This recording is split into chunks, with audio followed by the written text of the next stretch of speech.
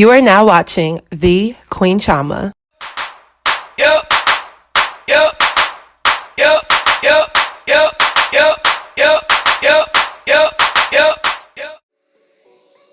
So hey guys, I'm back with another video. So tonight's video is yet again another Chioma Chats video podcast edition. So by the title, we are going to be talking about OnlyFans. So if you're not sure what OnlyFans is, it's actually a website that operates off of a paid subscription for content, but is primarily known for an outlet for many women to create sexually based videos and pictures. And it has seen a huge increase of users as women are making thousands of dollars for posting exclusive sexual content. So I keep seeing this post going around from a man and his opinion on having an OnlyFans account as a woman. So Chicago rapper Montana of 300 made the following statement about women with OnlyFans, and it says, "Women who have an OnlyFans will never find a true king who generally likes or loves you. You are automatically disqualified. A queen carries herself as such at all times, already moving that way before she met her king. Act like a peasant for the public and kings will treat you that way." So I see a lot of women took offense to this, as it does sound like a man worried about women's business. Literally no one asked him at all to come out and talk about OnlyFans, but he does have the right to express his opinions the same way we all do. It kind of confuses me as to why so many men are against any form of sex-based work. Meanwhile, they're the #1 patronizers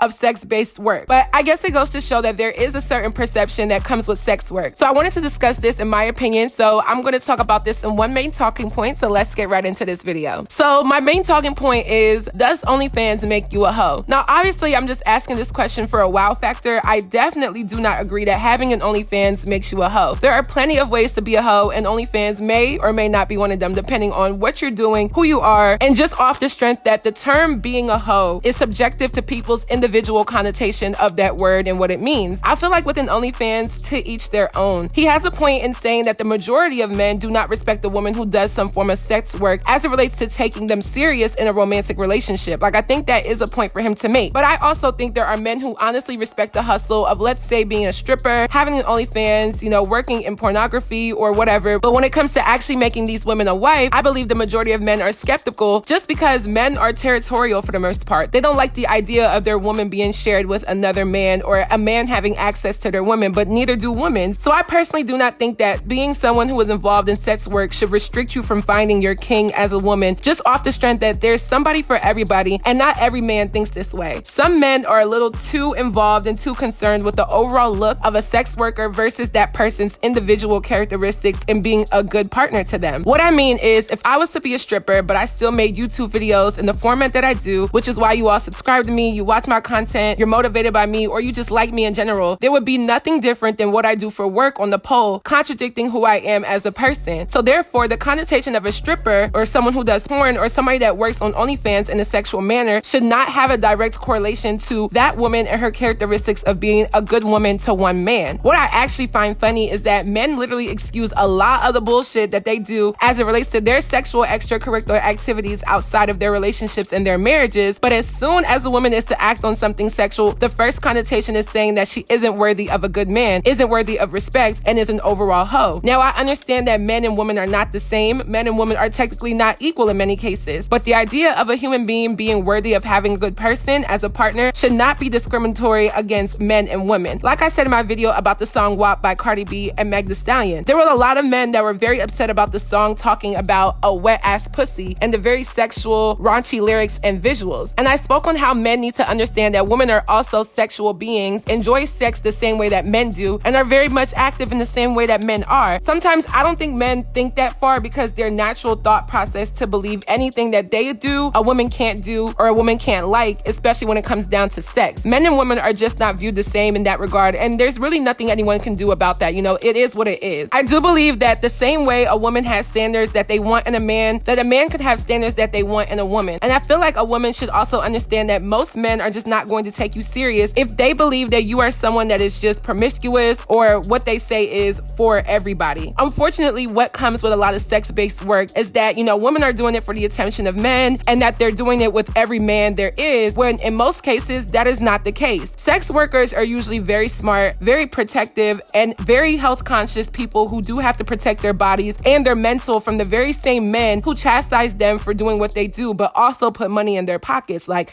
that's the reality. So with this post, I kind of see that it goes both ways. I think women who have a sexual image and making their money or their way of life do have the right to a good man who wants them for them. I also don't think any man should tell a woman that she's not deserving or to be taken seriously by a man that is for her. Just because the majority of men may not see this woman as respectable or whatever does not mean that there's nobody out there for her. Furthermore, a lot of these women who do work in sex-based fields are not doing so just because they want to do it. They're not doing so just because they are sexual beings who just want to embrace their bodies and whatever they have to offer sexually. If men who think like this, and honestly some women, actually did their research, they would know that many of these women are either working against their will, working because it's their last option or their last resort, or have gone through a lot of mental trauma and have hit rock bottom and had to resort to work like this, oftentimes because a man failed them in their life. And it's not to place blame on a man, but it's just for a perspective that it's not always about being a hoe or being a thought or being for everybody. I feel like there's someone for everyone out there. People take a chance on people based off of their personality, their characteristics, and what meshes well with their desire in a partner. There are deal breakers, and in many cases for a man, a woman who comes off sexual or too promiscuous or whatever is a deal breaker for them because they automatically have it branded in their brain that a woman like that will never stay with them. But I have friends from high school who are strippers, who have OnlyFans and work in sex-based industries, who actually have loving boyfriends who care about them and support them. I feel like Montana of 300 is using his own personal thoughts to speak for every man, when although the majority of men may believe what he says and think like him, not all of them feel this way. I also feel like for women, it's reasonable to expect a man won't look at you as a viable partner if you're in any of these fields, but I also think it's reasonable for women to not care what a man thinks about what she does and how she makes her money. I find it funny that a lot of men talk about how women are needy and don't have anything for themselves and,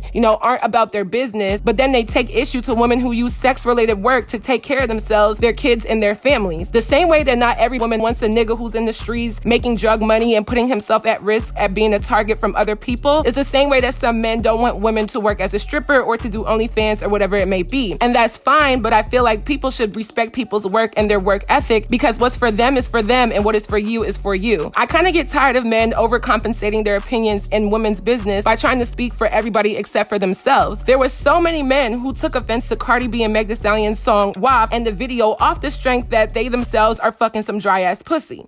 Nah, I'm just playing. But they took offense because they don't respect that even though they don't agree with the connotation of that image and the song and those lyrics, the fact of the matter is those types of women have a certain type of image that they like and it works for them and their partners, but it doesn't have to work for that specific man. I don't think having an OnlyFans makes you a hoe. I feel like being a hoe makes you a hoe. And if you want to be a hoe, then that's your business. Like, I'm not going to judge you. And I think people are way too grown nowadays to really care that much about what a woman does other than being clean and being safe in her work. What matters at the end of the day is being disease-free, abuse-free, and worry-free more than whatever title you put on somebody for doing what they do. So that is it for this video. I hope you guys enjoyed. What were your thoughts on his statement, and how do you feel about the whole OnlyFans wave? Are you for it? Are you against it? What are your thoughts? Don't forget to follow me on all of my social media networks, and I'll see you guys in my next video. Bye, guys.